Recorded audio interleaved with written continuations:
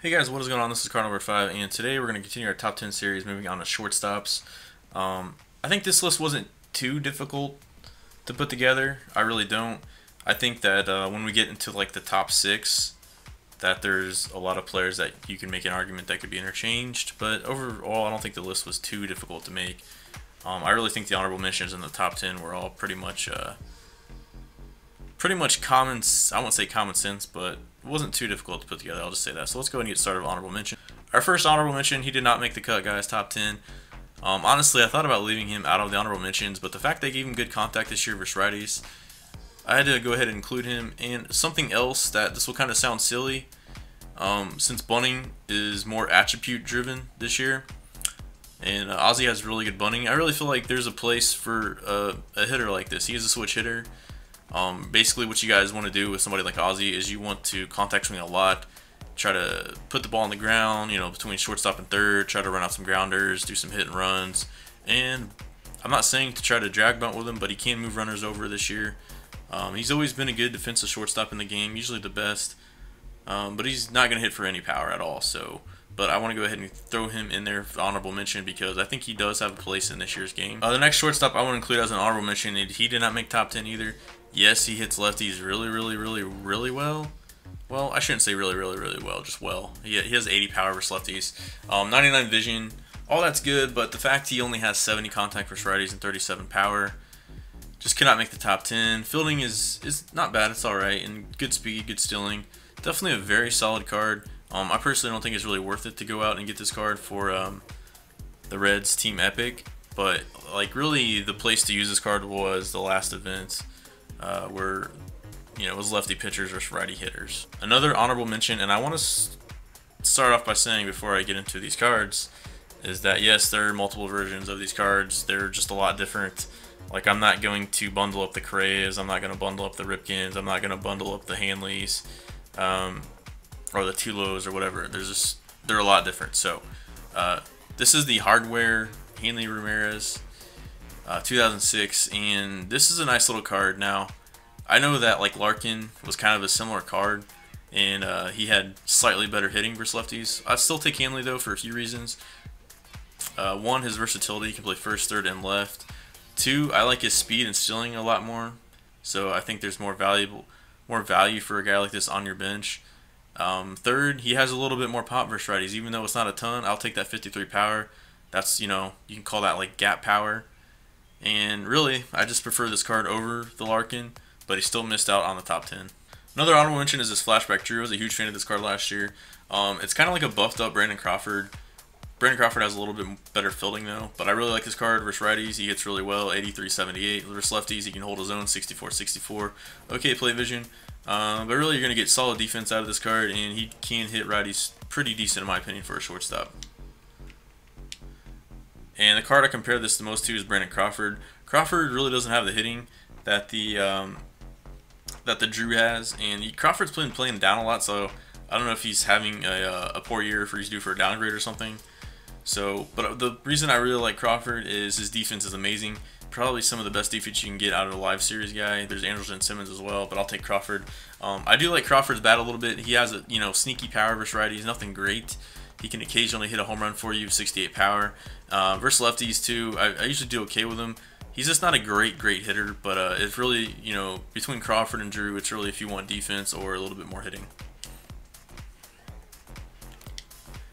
Trey Turner's another honorable mention. He might be on his way down as well, but I do have to give him an honorable mention because of his versatility and his speed alone. He hits righties pretty well as well, 81-62. Weirdly enough, he doesn't hit lefties quite as well, but I do like a guy like this on your bench because of his versatility and his speed and base running. And the last honorable mention, I know I had a lot of honorable mentions for this list, but I really feel like these guys stood out compared to other shortstops, and I had to include them, is this Chris Owings. Once again, I love his versatility. He can pretty much play anywhere on the diamond for you except pitcher and catcher, and I guess first base too. But he's just a very balanced hitter. He has a little bit more power versus righties, but he's got a lot more contact versus lefties. And he's got above average defense with pretty good speed at 80, so this is a really cool card. He's only an 85 gold. He's only going to cost you about 46,000. So definitely, if you're looking for a cheap, good overall, all-around hitting shortstop, Chris Owings is your guy. Next, we're going to go ahead and move into our top 10 list. All right, for number 10. Now I was really between the rookie Tulo or the hardware Hanley. I think it was really close, but I gave Tulo the slight edge because of his defense. He's really, really good defensively. Some of the best defense you're going to see on this list with a 90 arm strength. Also has pretty good speed. He was a rookie, 2007, so he's got a little bit more speed. Hits lefties really well, 97, 78, and he hits righties decent, 70, 70. That's definitely respectful. So I really think this is a good overall balanced shortstop card, so that's why I put him number 10 over the other honorable mentions. You guys are probably going to be disappointed that I don't have this card rated higher. I personally, yes, he does have good versatility, can play second or third, and he does have, you know, a little bit of pop. And his defense is really good, so all this stuff sounds great.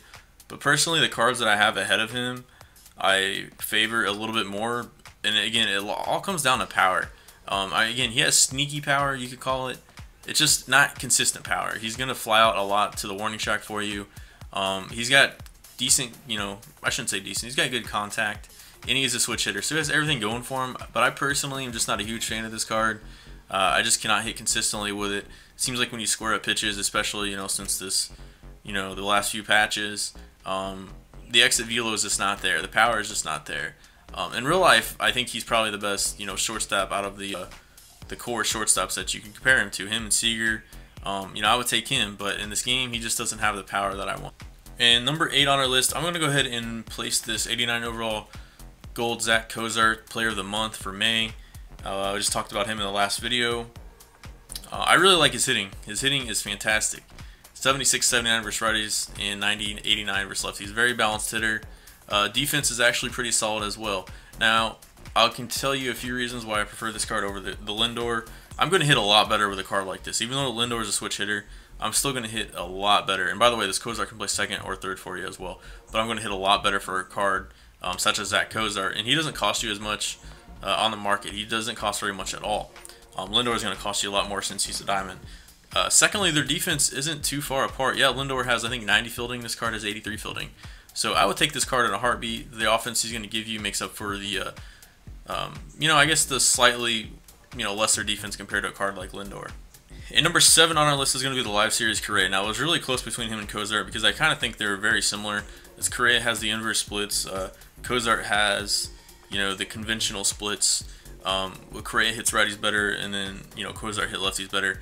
But I will say that Cozart did hit righties better than what Correa hit lefties.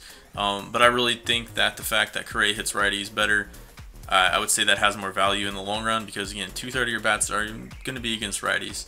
The fielding is a little bit worse than the Cozart. I shouldn't say worse because it's still not bad. I would still say it's above average good. He's going to make all the plays for you. Speed's not bad, but I just prefer this card's hitting just a tad more. And you also have to include the fact that this card is Live Series and he's going to have inside edge a lot. And then he has Day Player and Fighter, which is going to give him PCI boost in day games or the 9th inning or later. So those also should be accounted for. And you also have to consider the fact this card may go diamond. So I think this card has a little bit more value and is a little bit better overall. Even without the value, I would still give this card just a slight advantage over the Cozart. All right, guys. So this is where this list gets difficult, in my opinion. I think 7 through 10 was pretty easy to do. I don't think there's going to be any huge arguments there.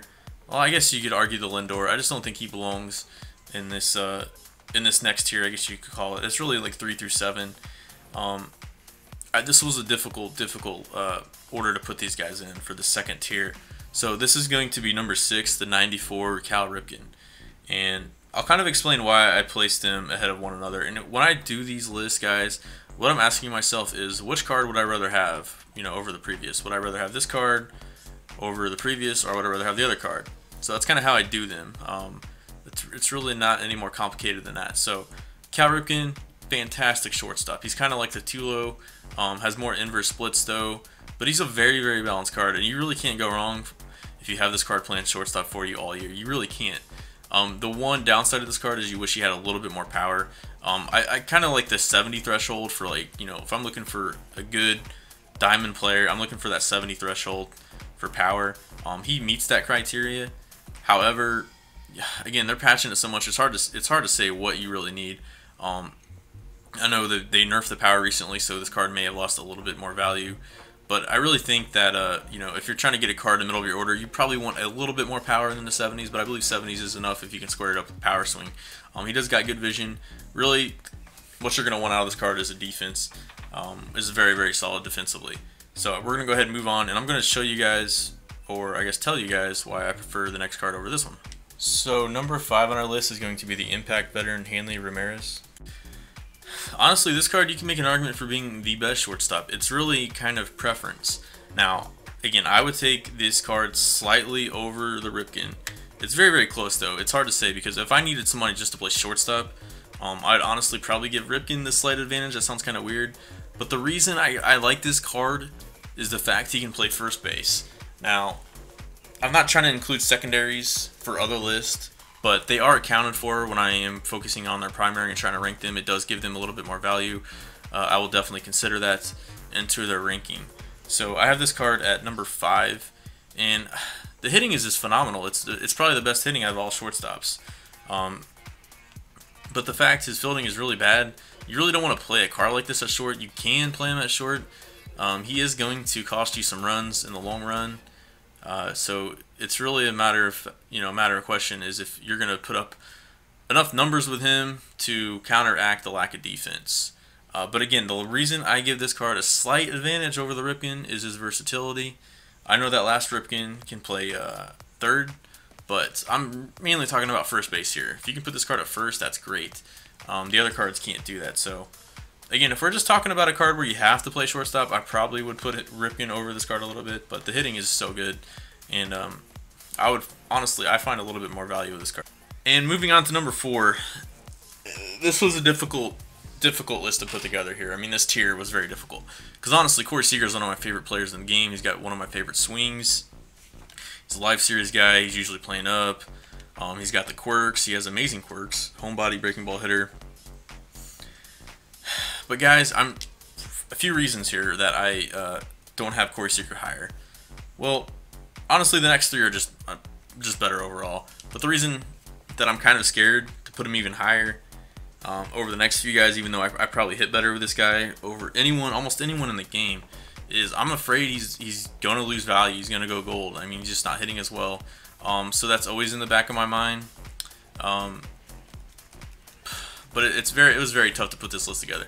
But I will say that one thing that I do like about Seager, and that why he's so high on this list over a card like Hanley, who just has better attributes across the board, hitting wise anyways, is the fact that I can play this card at second. Now, if I could play the Hanley at second, that'd be a different story.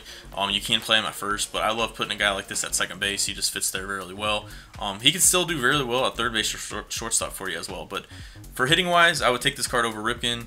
I think defensively he's fine, but I'm going to hit a lot better with this card. And again, guys, this list can change at any time, especially if they downgrade him. But as of right now, I like Corey Seager over the Hanley and the Ripken, for as weird as that sounds. The reason I like him over the Hanley is the fact he can play second. It's harder to find second baseman that can hit. And the reason I like him over Ripken is I just hit better with him. With righties, he's got the live series quirks and the inside edge. So that's why I gave Seager the advantage over those two. Let's go ahead and move on to our top 3. I know this card is brand new, and I haven't got to play with him a lot, but I'm going to go ahead and put him over the Seager because he's more balanced. He's going to be a 94 diamond all year, so I don't have to worry about that. But I think this card's just overall more balanced. The Seager can hit lefties okay, but this card hits lefties a lot better. He still has those inverse splits, but 95-92, I'd probably still take that over the Seager. And something else that I really like about Correa is I love his swing. It's similar to Seager's. It's that short, compact swing. It almost looks like a slap swing, but it's technically considered compact. And I also like both of these guys, like Seager and Correa. I also, I like their swings, but I also like the fact that they're both like taller, 6'3", 6'4". It's almost the perfect, type of strike zone for me. So I gave Correa the advantage over Seager for all those reasons. I wish his defense was a little bit better. Seager has a little bit better defense, and that's really about it. And the fact Seager is left-handed too. But again, another reason this card is so high on the list is he can play second or third. And you put a card like this at second base, you get a lot of value. There's just not any other cards. The second base position is so thin. There's not a lot of other cards that can possess this power and overall hitting. So I gave Carlos Correa number 3 in the top 10. Number 2 on the list is going to be Ernie Banks. I really think these next 2 are pretty obvious. You might interchange him, but I gave Ernie Banks number 2 overall. I really like his power versus righties. He still hits lefties better contact-wise. Again, he's a balanced hitter, but he's almost maxed out in everything. So, you know, you could argue that the Hanley has better hitting overall, but then you look at the vision and you look at the fielding, and it's a no-brainer Ernie Banks is second. You can make an argument he's even first, but just a great all-around player. Really, the only thing the other cards have going for them is the fact that, you know, the Hanley can play first, and the Correa and the Seager can play second, so you can get a little bit more value out of there. Third and short's not a huge deal for me. I mean, it's cool you can move him to third, move somebody else to short. But it is what it is. I think this card, you know, if looking for somebody that needs to play shortstop for you all year, you can't go wrong with this card. And again, really the thing that stands out, he's just balanced in everything. His defense is good, solid, about, you know, compared to those other cards.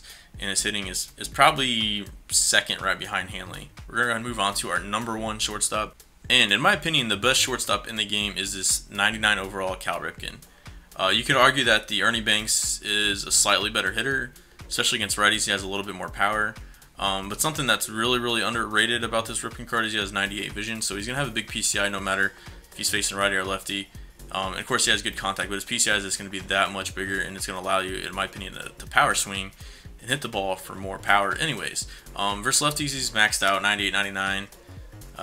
But really, what stands out about this card, you know, compared to the Ernie, is that Ernie had good fielding. This card has, you know, just fantastic fielding, phenomenal fielding. Probably the best fielding in the game, honestly, even over the Aussie because of the arm strength. This card also has better fielding than the other Cal Ripken, and he hits better than the other Cal Ripken. Really not much more you can ask for out of this card. If you're going to be nitpicky, the only downside is he doesn't have any secondaries, which is kind of weird. I'm not sure why he doesn't have a secondary at third. But whatever. If you're looking for the best complete, you know, overall shortstop in the game, it is definitely Cal Ripken. Regardless if, you know, if he can't play second or whatever. I mean, if you don't want him to play second, you want him to be your shortstop. But let me know what you guys think of this list.